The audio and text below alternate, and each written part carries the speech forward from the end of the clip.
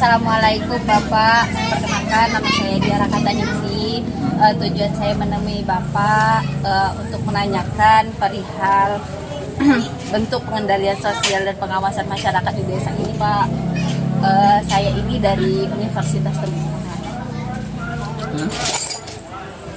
Di sini Pak, yang saya mau tanyakan, ada nggak peraturan yang tidak tertulis di daerah sini? Contoh misalnya kayak hukum ini apa kekeluargaan atau adat gitu Pak? Ada. Hukum adat itu istilah dalam Indonesia ini toleransi. Iya. Cara bertoleransi dengan tetangga, saling bantu-bantu, hukum tabur tuai dalam adat gotong royong di Indonesia. Maaf Pak ya, pertanyaan saya agak banyak. Enggak apa-apa, Mungkin santai. mengganggu waktu Bapak. Terus bagaimana cara Bapak mengendalikan sosialisasi antara warga yang baru dengan warga yang lama? Pendekatan persuasif dalam hal gotong royong, silaturahmi dalam kegiatan-kegiatan, contohnya mungkin dalam acara pesta rakyat, pesta silaturahmi dalam sedekah, diajak terlibat dalam kepanitiaan. Kan diperkenalkan masing-masing, ini orang ini tinggalnya di sini dan kegiatannya di sini, pekerjaannya serta pekerjaannya. Jadi bisa saling bantu-bantu seadanya mereka tidak ada pekerjaan.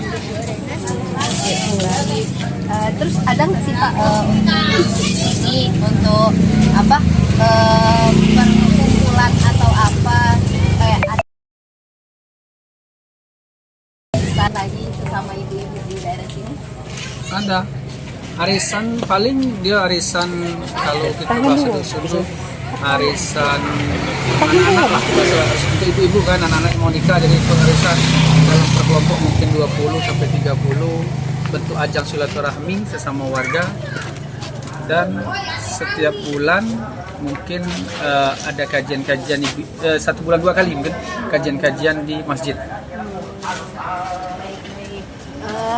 Terus misalnya nih Pak, ada pelanggaran atau peraturan yang dibuat oleh masyarakat sini, tindakan apa sih Pak yang Bapak lakukan? Sanksi sosial. Sanksi sosial.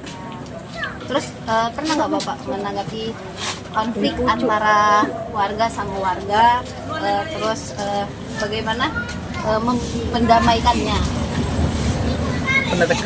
Pendekatan persuasif dalam hal temui titik masalahnya, apa yang disampaikan kita dengar kiri dan kanan, tidak bisa memvonis, kita sekedar meluruskan, mencari solusi.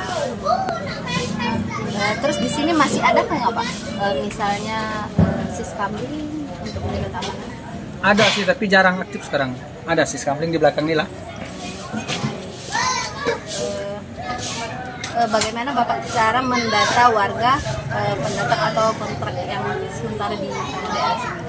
Untuk kontrakan sudah diberitahukan kepada pemilik kontrakan, apabila ada penyewa atau pengontrak yang datang, silakan memberitahu dengan melampirkan membawa KK dan KTP dan berapa orang di dalam tempat kontrakan itu.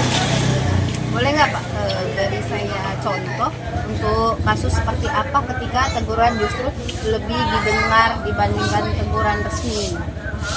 Teguran biasa mungkin kata-katanya teguran yang cuma sekedar obrolan, bukan yang secara resmi kayak tertulis gitu.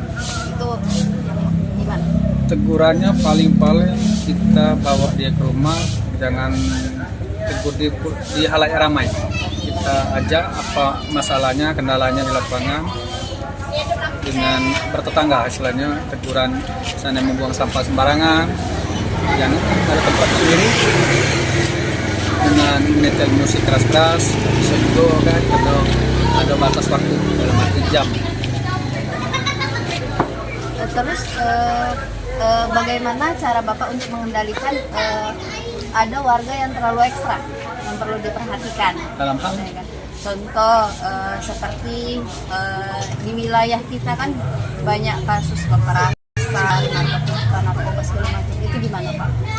pendekatan persuasif dalam hal edukasikan dampak-dampaknya, beri saran bila perlu, datangkan Babin Mas. Pernah dulu Kapolsek kalau salah Pak Alex Andrian memberi edukasi di sini tentang dampak lingkungan di Pulau Gadung ini.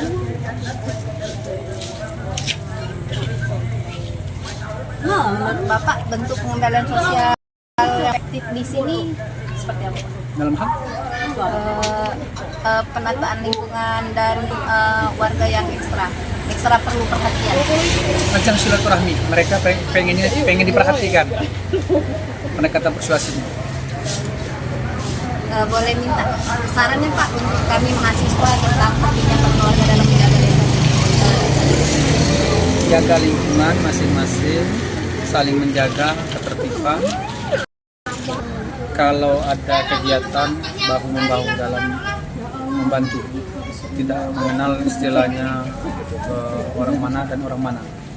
Baik, cukup sekian Pak. Terima kasih antar informasinya. Terima kasih. Terima kasih Pak. Ya. Oke, terima kasih.